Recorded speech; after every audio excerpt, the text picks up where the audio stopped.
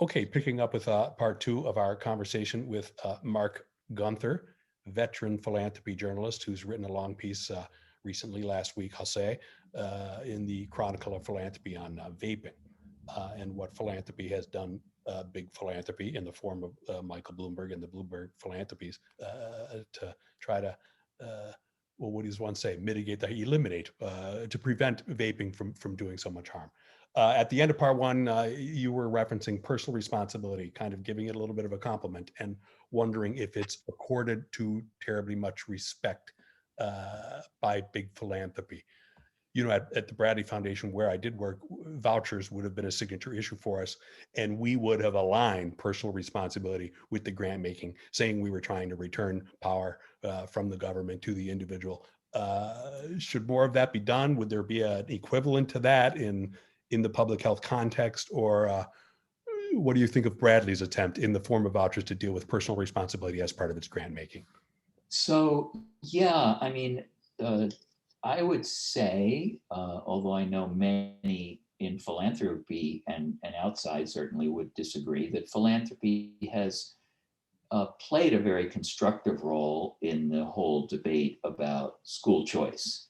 And again, in the debate, um, it's often not given very much weight that when you have choices for people and they're given an opportunity, to use a voucher or to apply to a charter school, uh, they choose to do so. And I guess in my view of the world, the fact that people say in Washington, D.C. have lined up to try to get into charter schools, that there's more demand than there is supply, that would weigh very heavily on me as a philanthropist in deciding what my point of view was on charter schools. There would be other issues. There would be issues of transparency. You'd probably want to have some kind of light regulation of these schools, but I would want to try to download the choice as far as I could to the family and to the individual. And the same is true in a sense in public health. Again,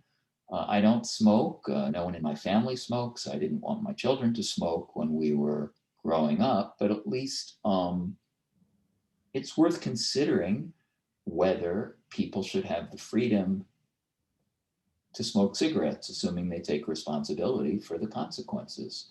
And to broaden it out just a bit, Mike, so much discussion, particularly around racism and inequality in the last year in philanthropy. Much of it, maybe even most of it, really useful, I think. I mean, I'm a huge believer that racism, depending on how you define it, against Black people has been, has long was, still is a problem in the United States. And it's one that we need to address in as many ways as we can.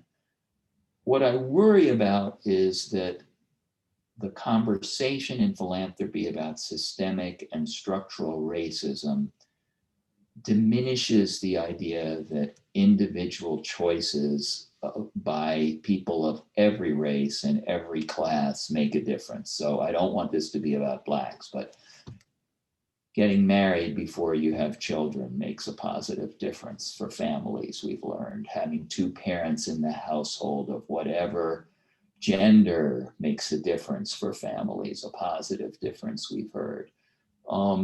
Culture, broadly defined, makes a difference. And so I worry that if we focus too much on the structures and the systems, we're condescending in some ways to the people we say we want to help. And we're also not giving them the agency to make individual decisions and choices to improve their lives. And maybe one question for philanthropy is, how do we encourage that sense of individual and family responsibility? We're very reluctant to make judgments about how other people live their lives, but when we would never be as reluctant when it came to our own, say, extended families. I would not be reluctant to say to my two daughters, girls, finish high school, finish college, then think about getting married, married, then think about having children. Now, that may be a reflection of my white privilege or traditional upbringing or whatever, but I don't find those to be, I don't see why we can't apply those same kinds of standards, broadly speaking, to the kind of society we want to have. including philanthropically. Obviously, Including philanthropically. I'd like to, I see a lot of philanthropy, I don't see a lot of philanthropy around issues of, say, family formation, family structure. It Is there, seems to me a crucial part in all communities of whether we're raising children who have the opportunities that we will want all children to have. And I got to be really clear, this is not a racial question. It's an issue in impoverished white communities as well. so I'm going to try to go. Example. Go ahead. No, that's just an example of, again, this systemic and structural way of looking at the world, which is very useful in some ways, but we shouldn't allow it to diminish the role of individuals and their choices.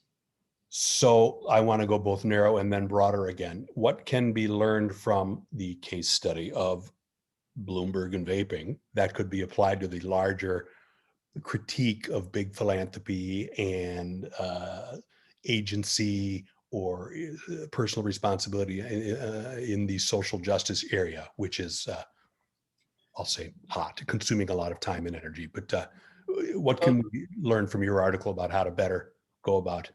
Well, the presumption of this $160 million anti-vaping campaign is that we know better. We know what you should do for your own good. And again, I don't think we should be selling e-cigarettes or tobacco to people under 21. It used to be 18 just in the last year. It's now 21. So there's a paternalistic element to that I think is not helpful. There's a sense of certainty, a lack of humility that I think is not helpful. There's a reluctance to consider critical point of views that's not helpful. So I guess it's, and philanthropy, big philanthropy to its credit, really is wrestling with this stuff. There's this slogan now, I believe, I might be wrong, it came out of the disability rights movement. Nothing, I'm going to get it wrong, nothing for us without us, but essentially making sure that the people who you're trying to help or the groups you're trying to help have a really strong voice at the table. I see that as really super important, and I see that really catching on pretty broadly in philanthropy. Nothing about us without us. I think that's the slogan. I like that a lot. But if you talk about vaping, I doubt many people who vape were at the table when Bloomberg and tobacco-free kids decided to launch this campaign. But another example, I want to write about this in the future, is the rather controversial area of sex work that came up a couple of weeks ago with the terrible crime in Atlanta. Does the criminalization of sex work, which has been a focus of some philanthropies and nonprofits, do more harm than good? I don't know, but I know it's an interesting debate because there's sort of surfacing in philanthropy are some people who are saying, leave us alone, let consenting adults do what they want. Mm-hmm. Mm-hmm. Is our big ideas always bad to pursue in philanthropy, or how much of a no? Okay, what? No, I mean, lots of, and sometimes top down. This is where the trends get a little tricky. I love the idea of bottom up, involving those who are affected in philanthropic decisions. But on the other hand, like what Gates has done globally around public health and what he's done around the vaccines, that's expertise being deployed in ways that are fine. So I don't think there are some areas where you absolutely want expert-driven, top-down philanthropy. It's tricky, right? Yeah. One would conclude from reading your piece that you would recommend casting a wider net in terms of your consultation with experts or employment, right? Yeah, I mean, actually, what happened in the tobacco control world is prior to Bloomberg's campaign, anyone who dissented on this topic of e-cigarettes was essentially pushed out of the movement. So Yeah. there was a uniformity, a conformity to the movement that I think has been unhelpful.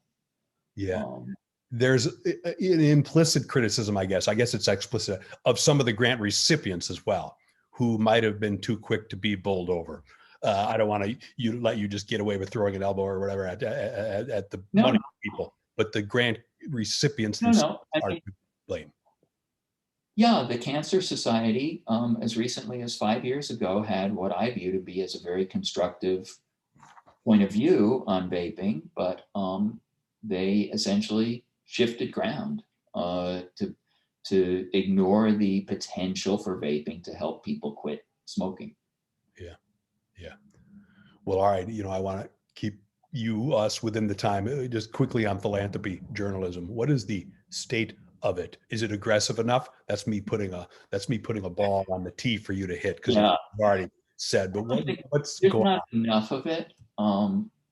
So there's probably fewer than 2 dozen reporters who cover it full time. Maybe it's 35 or 40. Essentially, it's 2 or 3 narrow focused publications, the Chronicle of Philanthropy and Inside Philanthropy, and I guess Nonprofit Quarterly. But between them, they don't have many full-time staff, and most of them, need to be and covering the news of the moment, which I think they all do pretty well. And that doesn't leave you time for time consuming deeper looks at what's going on. So yeah, I think there should be more of it. I think I'm surprised like to see how little there is coming out of the New York Times or the Washington Post or the Wall Street Journal. And I would like it also to be more critical. Yeah, a parochial question: Is our conservative positions reflected enough in public discourse about philanthropy? I don't want to identify exactly as a conservative, so I'm maybe more a mix of liberal and libertarian in a weird way, but no, I don't think so. Again, I don't think people talk about personal responsibility, the family, the unbelievable role of business in lifting people out of poverty around the world. I don't think the world of philanthropy might consider even the idea that not only is, and I don't have a position on this, I'm throwing this one out there as a hypothetical, but where in philanthropy have you seen the debate not about whether the minimum wage should go from $7 or $8 to $15, but whether we should have a minimum wage at all? Or maybe we should let employers and employees of various skill levels and ages decide what the wage should be. I mean, maybe there are some teenagers out there who are not worth much more than $5 an hour, but if they work after school a couple of hours, they're getting experience and it's an entry into the workplace. I'm not taking that position, but I'm putting it out there to say that this would be unthinkable in a conversation in the philanthropic world. Yeah. So one final question: You mentioned one project you might like to work on next. Is that what's next for you? What's on I your? don't have anything on the agenda other than to continue to dig into this world of tobacco control, probably for some non-philanthropic publications, because there are issues there about the distortion of science that need to be, or that I want to try and surface. But yeah, I am, without tipping anyone off, I'm interested in the philanthropic debate around sex work. I think would be a fun story to do for the Chronicle in the future if they're interested. Great. Well, gosh, thanks so much for spending this time with us, Mark. We totally appreciate it. We used to offer giving refrigerator magnets, but we're kind of out. So we're going to either come up with something else or just, beg for your indulgence of us. But thanks so It's much. my great pleasure, Mike. Thank you very much for having me.